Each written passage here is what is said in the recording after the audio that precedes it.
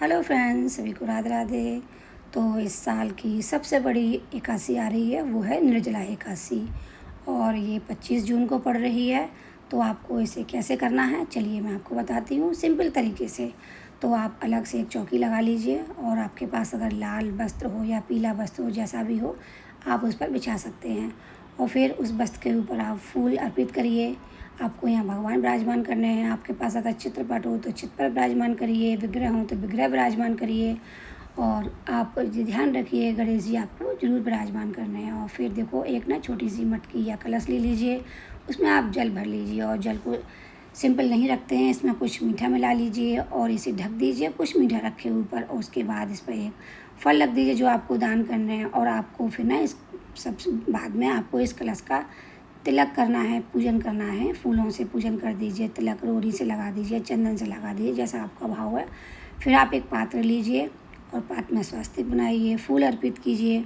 और फूल अर्पित करने के बाद जो आपके पास लड्डू गोपाल हों, जिनका आप पूजन करते हों, पूजित लड्डू गोपाल आपके घर में विराजमान है, उन लड्डू गोपाल को विराजमान करिए और उन लड्डू गोपाल की पूजा करिए।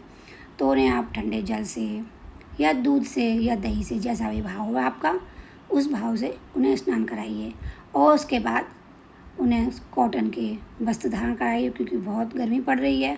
और फिर सभी भगवान का आप चंदन से, रोली से आप तिलक बंधन कर दीजिए और कलावा रूप में उन्हें वस्त्र धारण भी करा दीजिए, फूल भी अर्पित कर दीजिए। और देखो कितने सुंदर लग रहे हैं ना मेरे लाला, बहुत प्यारे लग रहे हैं वस्त्र पहन के, कॉटन के।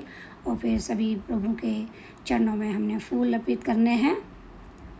और दोस्तों, आप अगर चाहते हो व्रत रखना, आप अगर नहीं रहते हो व्रत और निर्जला एकादशी से व्रत शुरू किया जाता है, तो आप इस व्रत को शुरू कर सकते हो। लेकिन कुछ अवस्थाएं ऐसी हैं जिसमें ये व्रत नहीं रखा जाता है, जैसे कि आप रजो धर्म से हो या आपके यहाँ सूतक लगे हुए हैं, तो आप ये व्रत नहीं शुरू कर सकते हो।